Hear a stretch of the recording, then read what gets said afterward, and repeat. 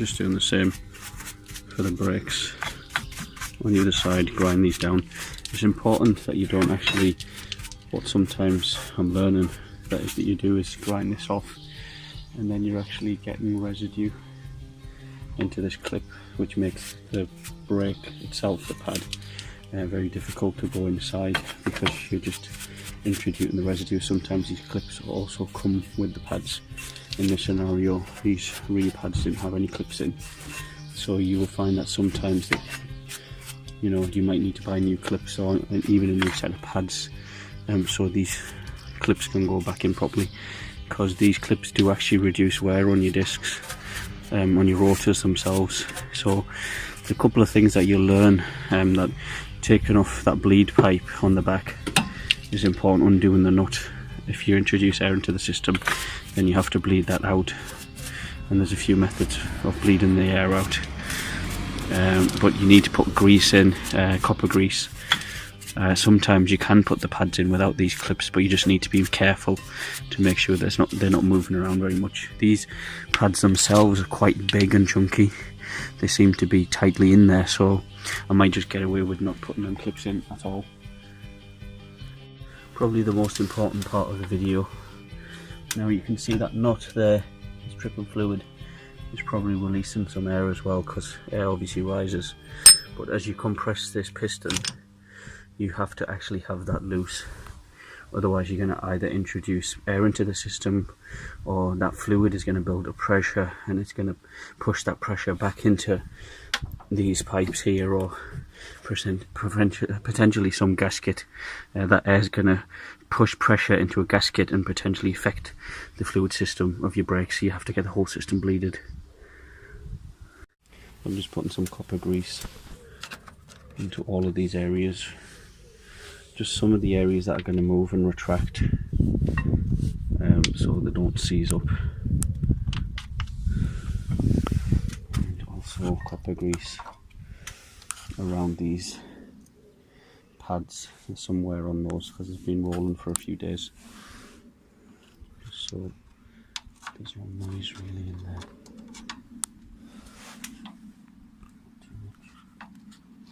Very small amount, like that. That's quite a lot. What I've noticed is that these new pads are actually causing some sticking. There's some sticking, but that's normal. That wears down, so that sticking will occur. This really should be replaced. It's not very good. Also, the thing with using cheap brake pads is you sometimes find that they don't fit very well. They can be quite a large fit, and I've only put these on because the good ones, the EBC ones I've ordered off the internet, haven't arrived. There's been a delay, so I've had issues with stock, so I've had to just go out for the purpose of doing a few thousand miles. Not even that, maybe 500-600 miles going down south. Putting cheap ones on.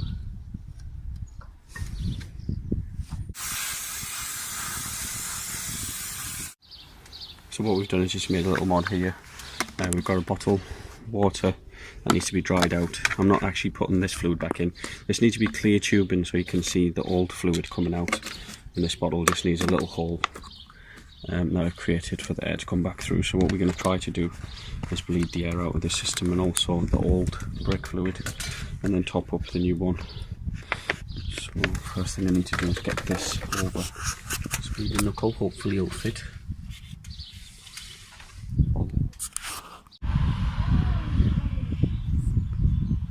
So that's the fluid there coming through. Go and press it again. Press it, press it. Keep pressing it.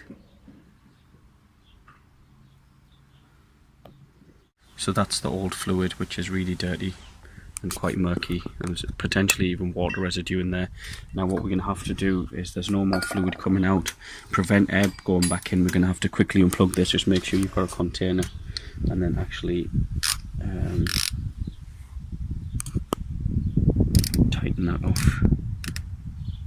Yeah. So keep this up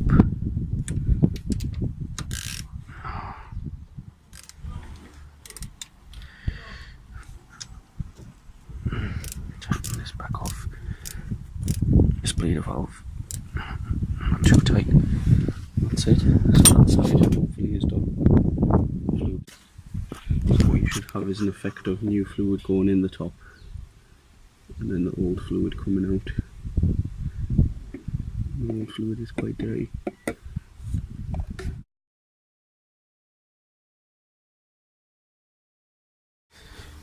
So if you can come round here, so this pipe needs to be raised, that's on the other side now. Bleeder valve is loosened off, the air's coming through.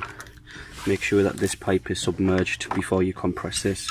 So this compression tool goes in, and once it's locked in place, you've got to probably keep this firm down. What's happening now is this actual piston is moving, so that's good news. It is compressing, but very slowly. You can see as it's compressing, the fluids are starting to go as well. We just keep that wedged against there. There's some traction on there now.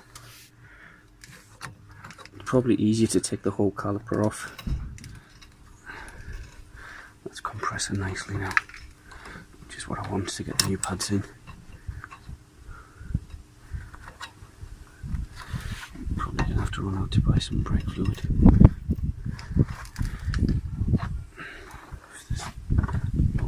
Might be easier. I think that tubing is too long.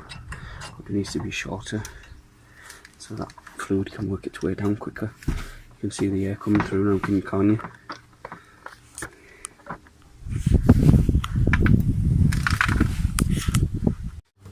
And that caliper is actually now folding into there nicely. What I had to do is pump the pedal a few times to get this fluid to come into here, and those 2 or 3 bubbles of air.